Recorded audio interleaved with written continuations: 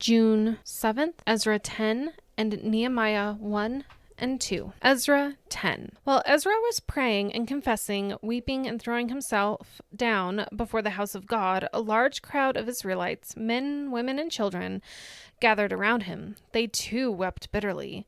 Then Shechaniah, son of Jehiel, one of the descendants of Elam, said to Ezra, "We have been unfaithful to our God by marrying foreign women from the peoples around us. But in spite of this, there is still hope for Israel.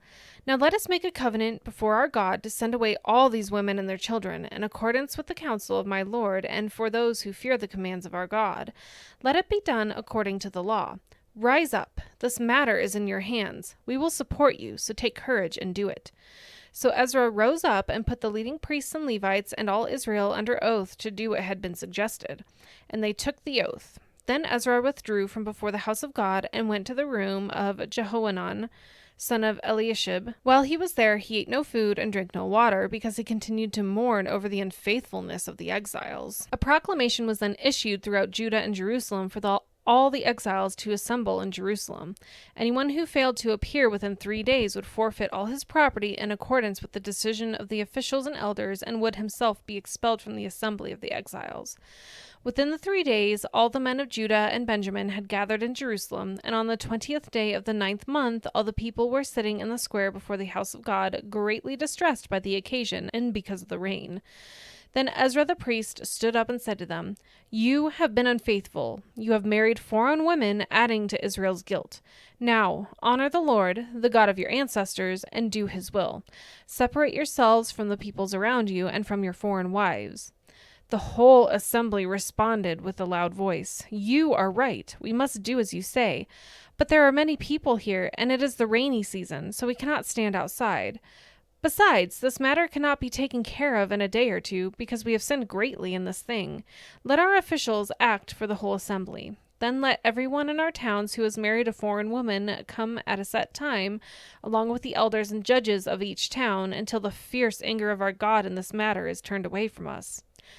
Only Jonathan, son of Asahel, and Jahaziah, son of Tikvah, supported by Meshullam and Sabbathai, the Levite, opposed this. So the exiles did as was proposed. Ezra the priest selected the men who were family heads, one from each family division, and all of them designated by name. On the first day of the 10th month, they sat down to investigate the cases, and by the first day of the first month, they finished dealing with all the men who had married foreign women.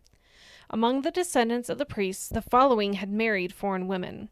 From the descendants of Joshua, son of Jozadak, and his brothers, Messiah, Eleazar, Jerib, and Gedaliah. They all gave their hands in pledge to put away their wives, and for the guilt they each presented a ram from the flock as a guilt offering. From the descendants of Immer, Hanani and Zebediah.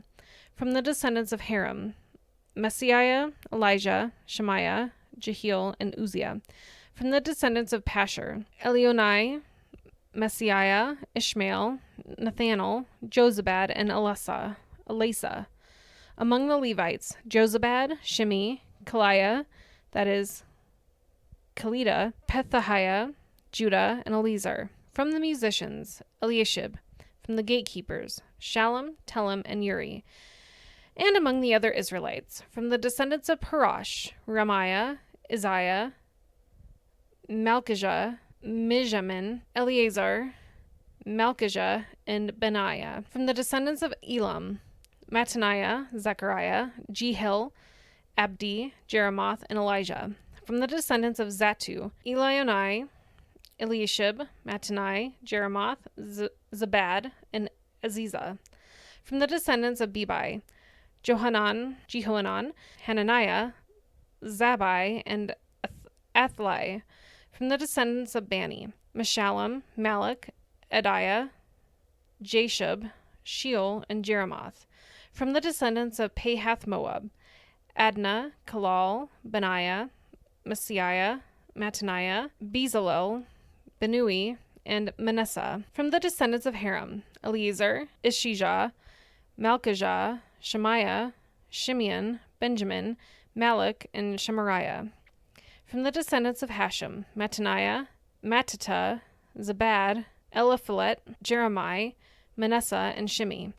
From the descendants of Bani, Madai, Amram, Uel, Benaiah, Bediah, Kelui, Benaiah, Miramoth, Eliashib, Mattanai, and Jesu.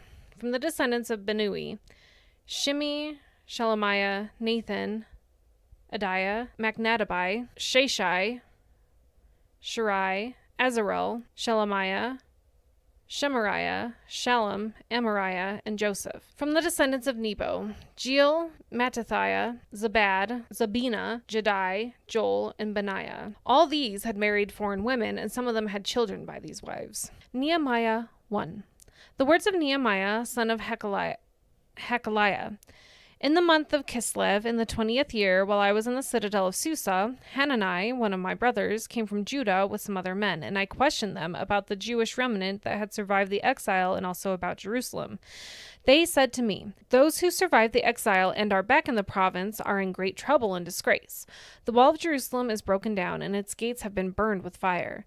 When I heard these things, I sat down and wept. For some days I mourned and fasted and prayed before the God of heaven. Then I said, "Lord, the God of heaven, the great and awesome God, who keeps his covenant of love with those who love him and keep his commandments, let your ear be attentive and your eyes open to hear the prayer and your servant is praying before you day and night for your servants, the people of Israel.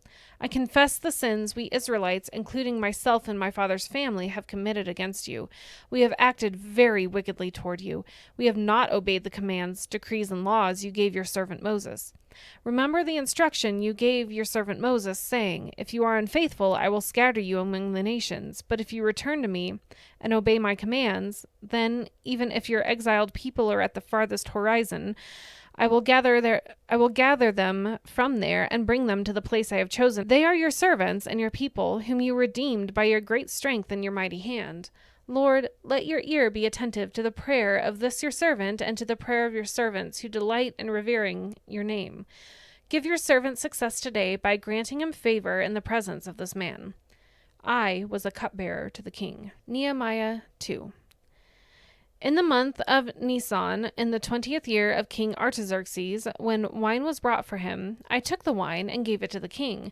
I had not been sad in his presence before, so the king asked me, "Why does your face look so sad when you are not ill? This can be nothing but sadness of heart."